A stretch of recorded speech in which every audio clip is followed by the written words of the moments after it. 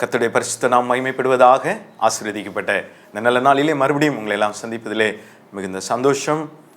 ஆத்தும நங்கூரம் நெய்வேலி ஊழியங்களிலிருந்து கர்த்தருடைய பிள்ளைகள் உங்களோடு இணைந்து கொள்வதிலே நான் கர்த்தருக்குள் மகிழ்ச்சி அடைகிறேன்.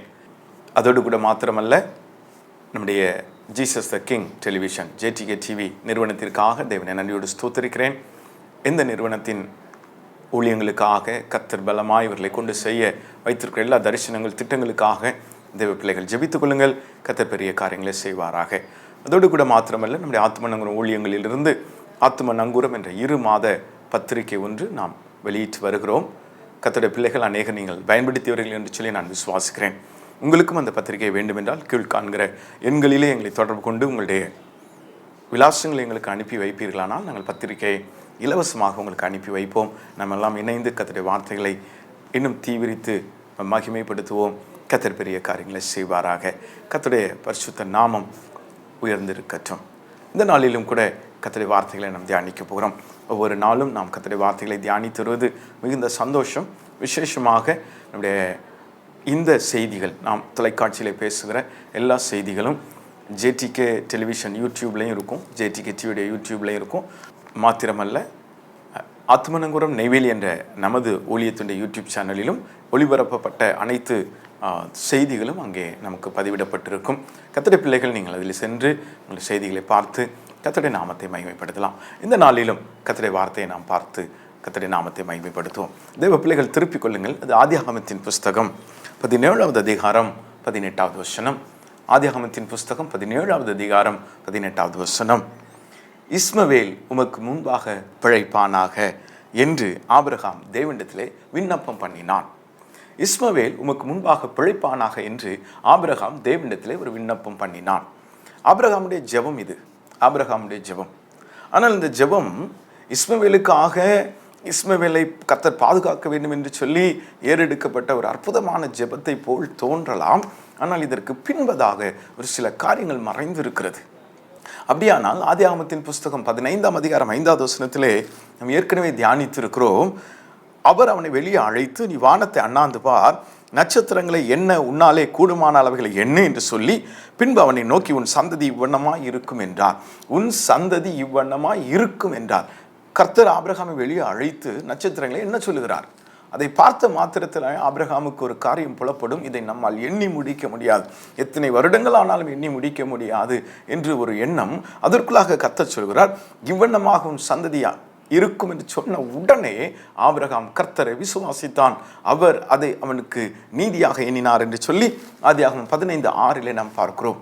12ஆம் அதிகாரத்தில் கர்த்தர் பெயர் சொல்லி அழைத்த பொழுதும், பிரித்தெடுத்து அழைத்த பொழுது உன் சந்ததி என்று சொல்லுகிறார். 13ஆம் அதிகாரத்தில் உன் சந்ததி என்று சொல்லுகிறார். 15ஆம் அதிகாரத்தில் உன் சந்ததி என்று சொல்லுகிறார். உன் சந்ததி, உன் சந்ததி, உன் கர்ப்ப பிறப்பான என்று சொல்லி அநேக வாக்கு தத்தங்களை ஆபிரகாமோடு கர்த்தர் பேசிக்கொண்டே வருகிறார். ஆபிரகாம் அதை விசுவாசிக்கிறார். ஆபிரகாம் அதை விசுவாசிக்கிறார். அதை தேவன் அவனுக்கு நீதியாக எண்ணினார். ஆனால் ஆதியாகமத்தின் புஸ்தகம் 15ஆம் அதிகாரம் முடிந்து 16ஆம் அதிகாரம் துவங்குகிற வேளையில் தானே சாராள் ஆகாரை கொண்டு வருகிறாள். ஆகாரினாலே எனக்கு ஒரு பிள்ளை பெற்றுக்கொள்ள வேண்டும் என்று சொன்ன பொழுது ஆபிரகாம் அதற்கு சம்மதிக்கிறார். இஸ்மவேல் பிறக்கிறான் என்று சொல்லி நாம் அறிந்திருக்கிறோம். இப்போ இஸ்மவேலோடு ஆபிரகாம் மகிழ்ந்து கொண்டிருக்கிறார். ஏறக்குறைய 86 வயதில் இஸ்மவேல் பிறக்கிறார். இப்போ 99 வயது ஆகிவிட்டது. 13 வருடங்கள் 15ஆம் அதிகாரத்துடைய வாக்குத்தத்தங்கள் மறக்கடிக்கப்பட்டு போனது. அவரை விசுவாசித்ததையும் கர்த்தர் ஆபிரகாமுக்கு நீதியாக எண்ணினதும் மறக்கடிக்கப்பட்டு போன சூழ்நிலையில் தானே ஆபிரகாம் இஸ்மவேலோடு பயணித்து வருகிறதை பார்க்கிறோம். ஏறக்குறைய 13 ஆண்டுகள் ஆகிவிட்டது. இப்பொழுது கர்த்தர் ஆபிரகாமை சந்தித்து, நான் சர்வ வல்லமை உள்ள தேவன், எனக்கு முன்பாக நடந்து கொண்டு உத்தமனாயிரு என்று சொல்லுகிறார். இப்படியே கர்த்தர் பேசிக்கொண்டு வரும் பொழுது, உன் சந்ததியை நான் ஆசீர்வதிப்பேன், உன் கர்ப்ப பிறப்பை ஆசீர்வதிப்பேன் என்று கர்த்தர் சொல்லுகிறார். அப்பொழுதுதான் ஆபிரகாம் இந்த ஜெபத்தை ஏறெடுக்கிறார். இஸ்மவேல் உமக்கு முன்பாக பிழைப்பானாக. ஆனால் இதனுடைய தாற்பயம் என்ன தெரியுமா? இது வல்ல கர்த்தருடைய திட்டம், இது வல்ல கர்த்தருடைய வாக்குத்தத்தம். இதற்காக ஆபிரகாம் கரம் பிடிக்கப்படவில்லை. கர்த்தர் ஆபிரகாமின் கர்ப்ப பிறப்பையும் ஆபிரகாமுடைய சந்ததியாக ஈசாக்கை முன்னிறுத்தி இருந்தார். கர்த்தர் ஈசாக்கில் இருந்து, சாராளிடத்திலிருந்து அந்த சந்ததியின் உருவாக்கத்தை கர்த்தர் அனாதி தீர்மானத்தில் வைத்திருந்தார். இப்பொழுது ஆபிரகாம் அதை மறுத்து இஸ்மவேல் உமக்கு முன்பாக பிழைப்பானாக. இல்லை, இதை நாம் உற்று நோக்கினால் இது சூழ்நிலைக்கு ஏற்றார் போல ஒரு ஜெபத்தை மாற்றி வடிவமைத்துக் கொண்டதற்கு அடையாளம். இந்த ஜெபம் சூழ்நிலைக்கு ஒத்து போனார் போல தன்னை வடிவமைத்துக் கொண்ட ஒரு ஜெபம். அப்படியே போட்டும் பிரதர், அவ்வளவுதான், பழகிட்டோம் பிரதர், நான் ஜோமினி பார்த்தோம், அப்படியே போயிட்டு இருக்கு. இல்லை, அது வல்ல கர்த்தருடைய திட்டம். அதற்காக நாம் கரம் பிடிக்கப்படவில்லை. நம்மை அப்படியே விட்டு விடுகிறத சித்தமும் அல்ல. அவர் சொன்னால் சொன்னதுதான், அவர் சொல்ல ஆகும், அவர் கட்டளையிட நிற்கும். அவர் மாற மனிதன் அல்ல, உன் சந்ததி, உன் கர்ப்ப பிறப்பு, உன் குமாரன் என்று ஏற்கனவே சொல்லியிருந்தார். அதை ஆபிரகாம் விசுவாசித்திருந்தார். ஆனால் இப்பொழுது இடைப்பட்ட இந்த சூழ்நிலைகள், இந்த இஸ்மவேலின் காரியங்கள் சூழ்நிலைக்கு ஏற்றார் போல அமைந்து கொண்டது. சூழ்நிலையோடு ஒத்து போகிறது கிறிஸ்தவ வாழ்க்கை அல்ல. ஒருவேளை சாக்கு போக்காக ஓகே பரவாயில்லை ஒத்துக்கொள்கிறேன் அப்படியே போகட்டும், இல்லை, இது வல்ல கிறிஸ்தவ வாழ்க்கை. கர்த்தர் சொல்லியவைகள் நிறைவேறும் வரைக்கும், கர்த்தர் நம்மிடத்தில் வாக்குத்தத்தம் பண்ணின ஒவ்வொரு காரியங்களும் நம்மளே நிறைவேறி விடும் வரைக்கும் கர்த்தர் நம்மை கரம் பிடித்து வைத்திருக்கிறாரே. நீங்களும் நானும் சாதாரணமானவர்கள் அல்ல. ரோமர் எழுதின நிருபம் 11ஆம் அதிகாரம் 29ஆம் வசனத்துல அவர் அழைத்த அழைப்பும் கிருபாவரங்களும் மாறாதவைகளே. நான் பார்க்கிறோம்ல, இஸ்மவேல் பிழைப்பானாக என்று அப்படியே நமக்கு சூழ்நிலைக்கு ஏற்றார் போல ஜெபத்தை இன்றைக்கு நாம் ஜெபிப்பதற்காக கரம் பிடிக்கப்படவில்லை. நீங்க சொல்லி இருக்கீங்க, ஆண்டவரே நீர் சொல்லியும் செய்யாதிருப்பீரோ, நான் உன்னை ஆசீர்வதிப்பேன் என்று சொன்னீரே, உன் தலையை நிமிர பண்ணுவேன் என்று சொன்னீரே என்று சொல்லி ஜெபிக்கிற ஜெபங்களை கர்த்தர் எதிர்பார்க்கிறார். ஒத்து போகிற சூழ்நிலையோடு அடாப்ட் ஆகிக்கொள்கிற வாழ்க்கை கிறிஸ்தவ வாழ்க்கை அல்ல. எதிர்த்து நிற்பதற்கும் போராடுகிறதற்கும் பெற்றுக்கொள்கிற வரைக்கும் நான் உண்மை விடமாட்டேன், நீர் ஆசீர்வதித்தாலும் உண்மை விடமாட்டேன் என்று போராடுகிறதற்குமான வாழ்வு இது. கர்த்தர் சொல்லி இருக்காங்கல்ல, நிச்சயமாய் நிறைவேற்றி தீர அவர் சர்வ வல்லமை உள்ளவர் அல்லவா. இஸ்மவேல் உமக்கு முன்பாக பிழைப்பானாக என்பது சூழ்நிலைக்கு ஒத்து போகிற ஜெபம். இதற்காக நாம் கரம் பிடிக்கப்படவில்லை. ஒரு சில தேவ மனிதர்களை நாம் பார்க்கலாம். முதலாவதாக ஒரு அற்புதமான தேவ மனிதர் உண்டு, அவர்தான் மோசே. யாத்ராகமத்தின் புஸ்தகம் 3ஆம் அதிகாரம் 1ஆம் வசனத்திலிருந்து கர்த்தர் ஹோரேப் மலையிலே மோசே சந்திக்கிறார். மோசே சொல்கிறார், இல்லை ஆண்டவரே, 5 முறை மோசே மறுக்கிறார். என்னால முடியாது ஆண்டவரே, உம்மை பற்றி கேட்டால் நான் என்னென்ன சொல்வேன் ஆண்டவரே, என் சத்தத்துக்கு அவங்க செவி கொடுக்க மாட்டாங்க ஆண்டவரே, உம்முடைய நாமம் என்னன்னு கேட்பாங்க ஆண்டவரே, அப்பா நான் என்ன அடையாளங்களை அற்புதங்கள் கையிலே நான் செய்ய முடியும் என்று கேட்கிறார். 5ஆவதாக ஒரு காரியத்தை அவர் கொண்டு வருகிறார், நான் திக்குவாயும் மந்த நாவும் உள்ளவன், நான் பேச்சிலேயோ இல்லை என்றால் என்னுடைய செயல்களையோ நான் வல்லவன் அல்ல.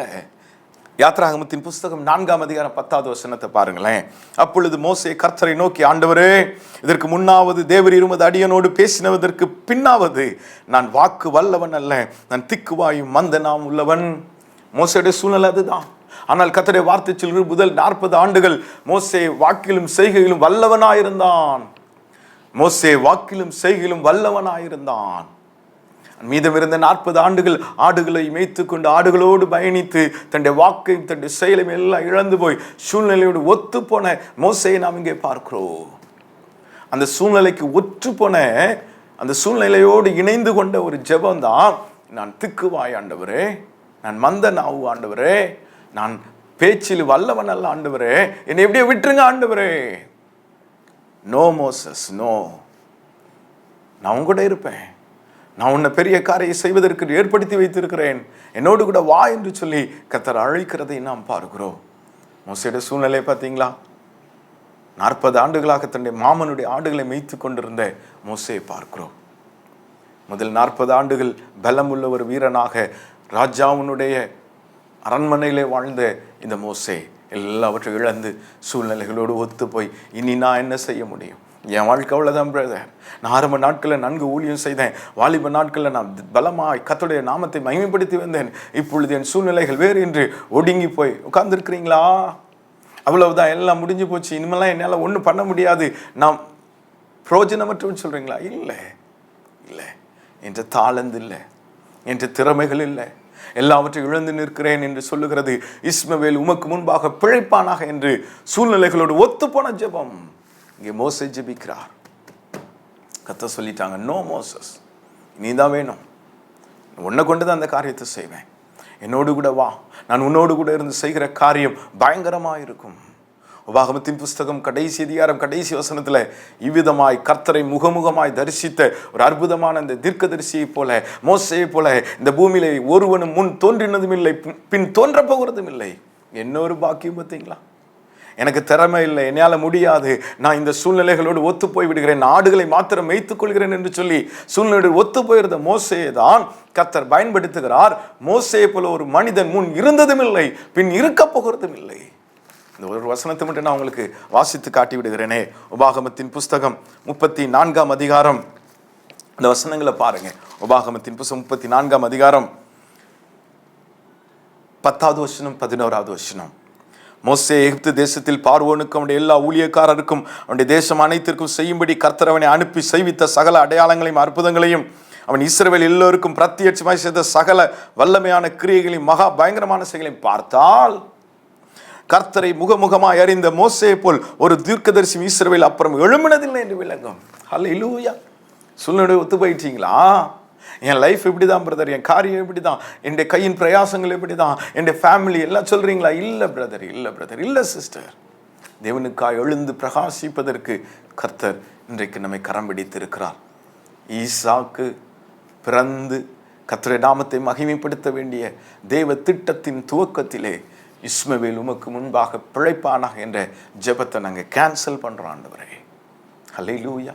இடத்துல திறமை இல்லை என்று புலம்பி நின்ற மோசே.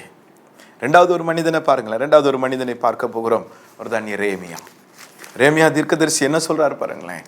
கர்த்தர் சொல்றாங்க, எரேமியாவே, நீ தீர்க்கதரிசியாக எழுந்திருக்க வேண்டும், நீ தீர்க்கதரிசியாக செயல்பட வேண்டும் என்றால், எரேமியா சொல்றாரு. எரேமியா தீர்க்கதரிசியின் புஸ்தகம் 1ஆம் அதிகாரம் 6வது வசனத்தை பாருங்க. எரேமியா முதல் அதிகாரம் 6வது வசனத்துல, அப்பொழுது நான் கர்த்தராகிய ஆண்டவரே, இதோ நான் பேச அறியேன், நான் சிறு பிள்ளையாயிருக்கிறேன் என்றேன். என்கிட்ட ஏஜ் ஃபர்ஸ்ட், டேலண்ட் ஒரு ஃபேக்டர் அங்கே இருக்குது. திறமை இல்லை என்று சொன்னேன் மோசே. இவர் ஏஜ் இல்லை, அதற்கேற்ற வயதெல்லாம் இல்லைன்னா சின்ன பையன். ஆண்டவரே, நான் போய் என்ன செய்ய போறேன் என்று தன்னை சிறு பிள்ளை என்று சொல்லி கொண்டிருந்த இந்த எரேமியா கர்த்தர் விடலையே. இங்கே ஒரு அழகான வசனத்தை பார்க்க முடியும். எரேமியா தீர்க்கதரிசியின் புஸ்தகம் 1ஆம் அதிகாரம் 5வது வசனம், நான் உன்னை தாயின் வயிற்றில் உருவாக்கும் முன்னே உன்னை அறிந்தேன், நீ கர்ப்பத்திலிருந்து வெளிப்படும் முன்னே நான் உன்னை பரிசுத்தம் பண்ணி உன்னை ஜாதிகளுக்கு தீர்க்கதரிசியாக கட்டளையிட்டேன் என்றா. ஹல்லேலூயா. அதோடு கர்த்தர் நிறுத்தவில்லை. 7வது வசனத்துல, ஆனாலும் கர்த்தர், நான் சிறுபிள்ளை என்று நீ சொல்லாதே, நான் உன்னை அனுப்புகிற எல்லாரிடத்திலும் நீ போய் நான் உனக்கு கட்டளை இடுகிறவர்கள் எல்லாம் நீ பேசுவாயாக, நீ அவளுக்கு பயப்பட வேண்டாம், உன்னை காக்கும்படி நான் உன்னுடனே இருக்கிறேன் என்று கர்த்தர் சொல்லி, கர்த்தர் தமது கரத்தை நீட்டி என் வாயை தொட்டு, இதோ என் வார்த்தை உன் வாயில் வைக்கிறேன், பார், பிடுங்கவும் இடிக்கவும் அழிக்கவும் கவிழ்க்கவும் கட்டவும் நாட்டவும் உன்னை நான் இன்றைய தினம் ஜாதிகளின் மேலும் ராஜ்யங்களின் மேலும் ஏற்படுத்தினேன் என்று கர்த்தர் என்னுடனே சொன்னார். எத்தனை ஒரு அற்புதம் பாருங்க. சின்ன பையன் சொல்லிட்டு சூழ்நிலைக்கு ஒத்து போகிற ஜெபத்தை கர்த்தர் எதிர்பார்க்கவில்லை, கர்த்தர் விரும்புகிறதும் இல்லை. அழைத்தவர் உண்மை உள்ளவர். தாயின் கருவில் உருவாகும் முன்னே இல்லை. அந்த வார்த்தையை பாருங்களேன். 5ஆம் வசனத்தை நல்ல உற்று நோக்கினோமானால், தாயின் கருவில் உருவாகவில்லைங்க, நம்ம உருவாக்கும் முன்னே கர்த்தர் தான் நம்மளை உருவாக்குனாங்க.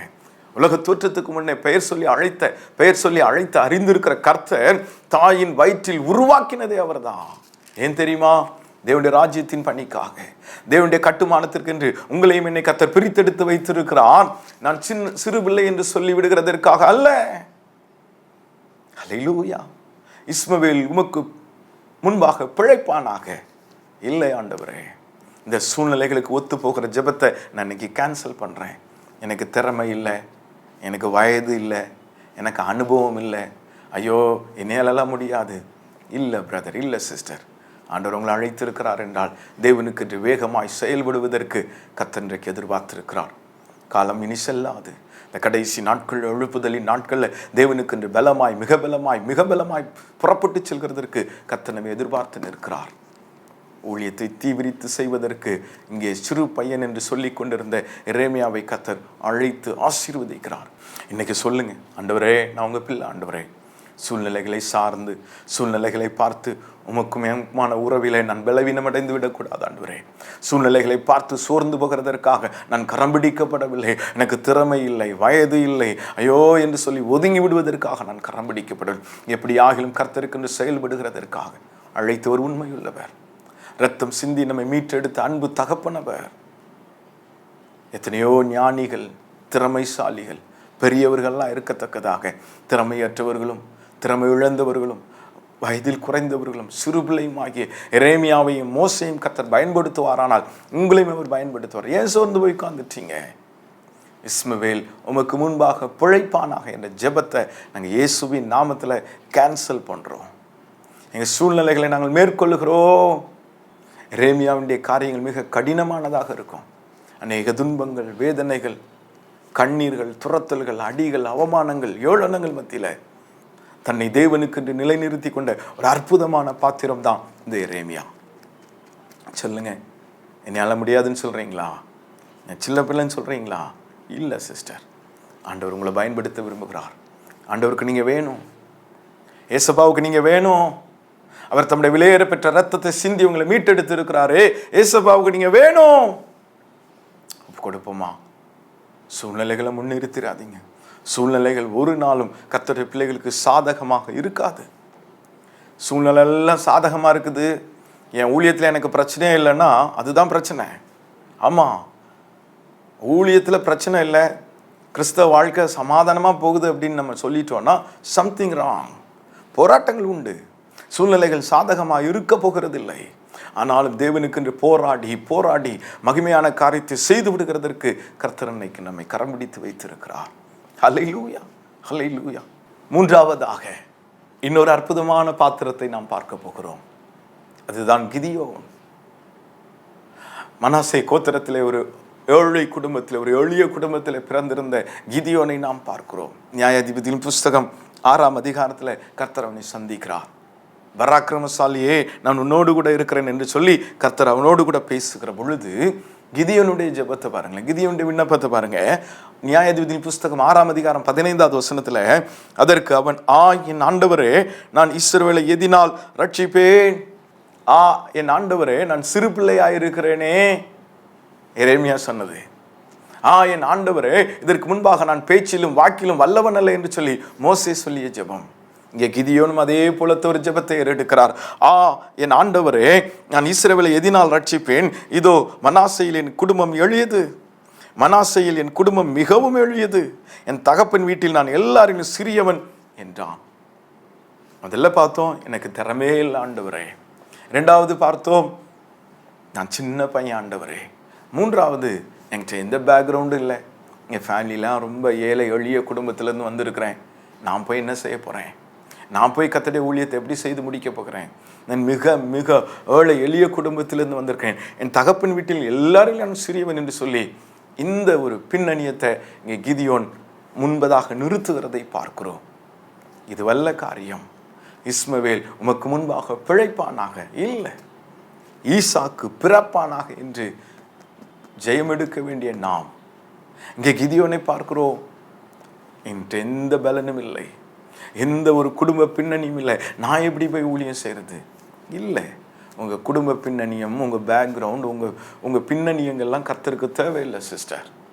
அதையெல்லாம் கர்த்தர் எதிர்பார்ப்பதும் இல்லை. அழைத்தவர் உண்மை உள்ளவர். நீங்கள் வேணும் ஆண்டவருக்கு, நான் வேணும், அவ்வளவுதான். ஆண்டவருடைய ராஜ்யத்தின் கட்டுமான பணியில் கர்த்தர் பயன்படுத்த விரும்புகிற பாத்திரங்கள் அவருக்கு வேணும். எந்த சூழ்நிலைகளையும் கண்டு ஒடுங்கி விடுகிறதற்காக நாம் அழைக்கப்படவில்லை. இதில் ஒரு அழகான காரியம் இருக்கு பாருங்களேன். அதே 6ஆம் அதிகாரம் 25வது வசனத்தை பாருங்க. 15வது வசனத்தில் நான் சிறுவன், இந்த குடும்பம் எளியதுன்னு சொல்றாரு. 25வது வசனத்தை பாருங்களேன். அன்று ராத்திரியிலே கர்த்தர் அவனை நோக்கி, நீ உன் தகப்பனுக்கு இருக்கிற காளைகளில் 7 வயதான 2ஆம் காளையை கொண்டு போய் உன் தகப்பன் இருக்கிற பாகாலின் பலிபிடத்தை தகர்த்து அதன் அருகே இருக்கிற தோப்பை வெட்டி போட்டு. கர்த்தர் சொல்றாங்க, கிதியோன், உங்க வீட்டில் நிறைய காளை மாடுகள் இருக்குது, அதில் 7 வயதான 2வது காளை. எவ்வளோ அழகு பாருங்களேன். அப்போ எத்தனை காளை மாடு இருக்குதுன்னு அப்பா சொல்கிறாங்க. அதில் 7 வயதான காளை என்று சொல்கிறாங்க. அது 2வது காளைன்னு சொல்கிறாங்க. அப்போ அந்த காளை மாடு எத்தனை வயசு உள்ளது, அது எத்தனாவது பிறந்தது, அதனுடைய டேட் ஆஃப் பர்த் எல்லா அப்பாவுக்கும் தெரியும். ஒரு காளை மாட்டை குறித்து இத்தனை டீட்டெயில் பரலோகம் வச்சிருக்குதுல்ல பிரதர், சிஸ்டர். ஒரு காளை மாட்டை குறித்து கர்த்தர் இவ்வளோ டீட்டெயில் வச்சிருக்கிறாங்க. அது எப்போ பிறந்தது, எத்தனாவது மாடு, எத்தனை வயசு, ஏன் உங்களுக்கு தெரியாதா? உங்களை என்ன கர்த்தர் முன் குறிக்கிறாரே, கர்த்தருக்கு தெரியாதா? நம்ம எந்த குடும்பத்திலேருந்து வந்திருக்கிறோம், நம்ம எத்தனாவது பிள்ளையாக இருக்கிறோம், நம்ம கூட பிறந்தவங்க யாரு, நம்ம அப்பா யாரு, அம்மா யாரு, நம்ம தாத்தா யாரு, பாட்டி, எல்லா அப்பாவுக்கு தெரியும். ஆண்டவருக்கு தேவை நீங்கள் தாங்க. அந்த 7 வயதான 2வது காலம் தான் கர்த்தருக்கு வேணும். ஆமென் சொல்லுங்களேன். அந்த குடும்பத்தில் 7 பேர் கடந்து போயிட்டாங்க. உன் பிள்ளைகள் இவ்வளவுதானா? சாமுவேல் கேட்கிறார். பெத்லகேம் ஆகிய ஈசா இடத்திலே கேட்கிறார், உன் பிள்ளைகள் இவ்வளவுதானா? இல்லை, இன்னும் ஒரே ஒரு குமாரன், எல்லோருக்கும் இளையவன், ஆடு மேய்த்து அவனை வர சொல், அவன் வருகிற வரைக்கும் நான் புசிப்பதில்லை என்று வைராக்கியம் பாராட்டி கொண்டிருந்த சாமுவேல் தீர்க்கதரிசியை பார்க்கிறோம். உன் பிள்ளைகள் இவ்வளவுதானா? தெரியும், இன்னொரு மகன் இருக்கிறான். எல்லாராலும் புறந்தள்ளப்பட்டு வனாந்தரத்திலே கொஞ்சம் ஆடுகளை மேய்த்து கொண்டிருந்த தாவீதை கர்த்தர் முன்குறித்து வைத்திருந்தார். சிஸ்டர், 7 பிள்ளைகள் என்ன, 7 காளை மாடுகள் என்ன, எல்லா ஆண்டவருக்கு தெரியும். அப்போ உங்களை அழைத்தவர் உண்மை உள்ளவர் தானே, உங்களை என்னை கரம் பிடித்தவர் உண்மை உள்ளவர் தானே. அப்போ என் சொந்து போனீங்க, என் குடும்பம் எளிது பிரதர், என் ஃபேமிலி இப்படி தான் பிரதர், ஐயோ நான் இப்படி நான் போய் என்ன செய்ய போறேன்? நோ, இஸ்மவேல் உமக்கு முன்பாக பிழைப்பானாக என்ற இந்த ஜெபத்தை நாங்க கேன்சல் பண்றோம். ஆண்டவரே, இஸ்மவேல் உமக்கு முன்பாக பிழைப்பானாக என்று சொல்லப்பட்ட இந்த சூழ்நிலையை நாங்கள் கேன்சல் பண்றோம். இஸ்மவேல் உமக்கு முன்பாக பிழைப்பானாக என்று சொல்லப்பட்ட இந்த சூழ்நிலைக்கு ஏற்றார் போன்ற இந்த ஜெபத்தை நாங்க கேன்சல் பண்றோம். கர்த்தர் எங்களோடு கூட இருந்து பெரிய காரியங்களை செஞ்சு தாங்கப்பா. கர்த்தர் எங்களோடு கூட இருந்து பெரிய காரியங்களை செஞ்சு தாங்கப்பா. சூழ்நிலைகளை மேற்கொண்டு ஜெயம் எடுப்பதற்கு இந்த வேலையில எங்களை பலப்படுத்திருங்க ஆண்டவரே. 4வது ஒரு காரியத்தை பார்க்க போகிறோம். முதல் காரியம், என்னிடத்தில் திறமை இல்லை. 2வது காரியம், என்னிடத்திலே வயது இல்லை, அனுபவம் இல்லை. 3வது ஒரு காரியம், ஐயோ என்னிடத்துல சரியான பின்னணி இல்லை, என் ஃபேமிலி பேக்ரவுண்ட் இல்லை, என்ற பொருளாதாரம் இல்லை, நாங்க சாதாரணமானவங்க, நாங்க போய் இந்த ஊழியத்தை செய்ய முடியுமா?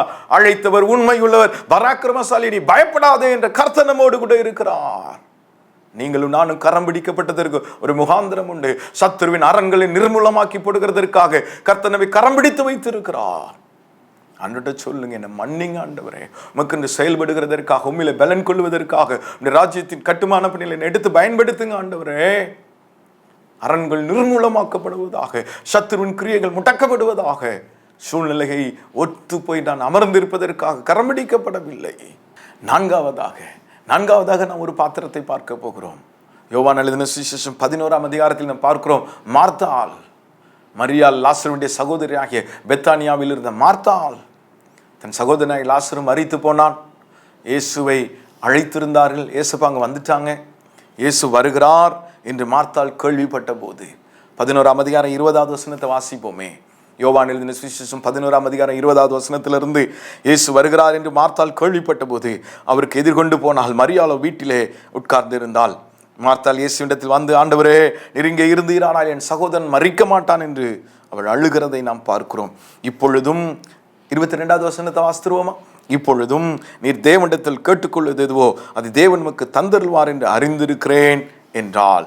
23வது வசனம், இயேசு அவளை நோக்கி, உன் சகோதரன் உயிர் தெழுந்திருப்பான் என்றார். இங்கே நாம் பார்க்கிறோம், மார்த்தாள் இயேசுவிடத்தில் ஒரு கேள்வியை கேட்கிறாள். ஆண்டவரே, நீர் இங்கே இருந்தீரானால் என் சகோதரன் மரிக்க மாட்டான் என்று சொல்லி அவள் அழுகிறதை நாம் பார்க்கிறோம். அப்பா சொல்றாங்க, மார்த்தாளே, உன் சகோதரன் உயிர் தெழுந்திருப்பான் என்றார். இயேசுப்பா சொல்றாங்க, உன் சகோதரன் உயிர் தெழுந்திருப்பான் என்று சொல்றாங்க. மார்த்தாள் சொல்றாங்க, அதற்கு மார்த்தாள், உயிர்த்தெழுதல் நடக்கும் கடைசி நாளிலே அவனும் உயிர்த்தெழுந்திருப்பான் என்று அறிந்திருக்கிறேன். பார்த்தீங்களா, கர்த்தர் ஒரு அற்புதமான ஒரு காரியத்தை வெளிப்படுத்துறான். உன் சகோதரன் உயிரோட எழும்புவான், உயிர்த்தெழுந்திருப்பான்னு சொன்னா மார்த்தாள் சொல்றாங்க, ஆமா எனக்கு தெரியும் ஆண்டவரே, கடைசி நாளில் உயிர்த்தெழுதல் நடக்கும்போது அவன் எழும்புவான்னு எனக்கு தெரியும். பார்த்தீங்களா, இப்போ இங்கே நாம் பார்த்தோமானால் மார்த்தாளுக்கு அவள் அறிந்திருந்ததை முன்னிறுத்துகிறாள். அவ்வளவுதான். எனக்கு தெரியும் உயிர்த்தெழுதல் உண்டுன்னு தெரியும், அப்போ என் சகோதரன் உயிர்த்தெழுந்திருப்பான்னு தெரியும் ஆண்டவரே.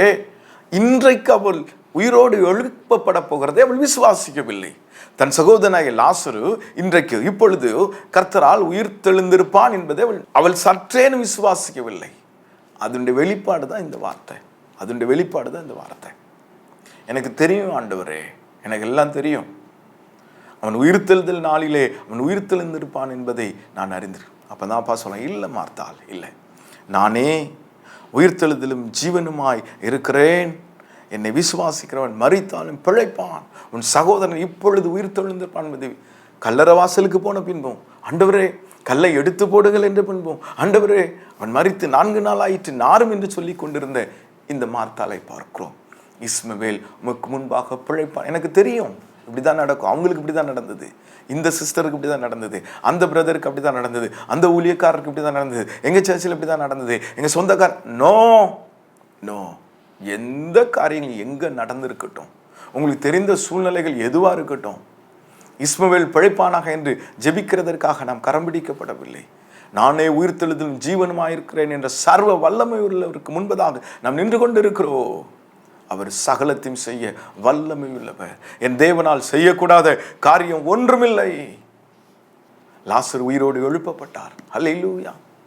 லாசர் உயிரோடு எழுப்பப்படுகிறதை நாம் பார்க்கிறோம்.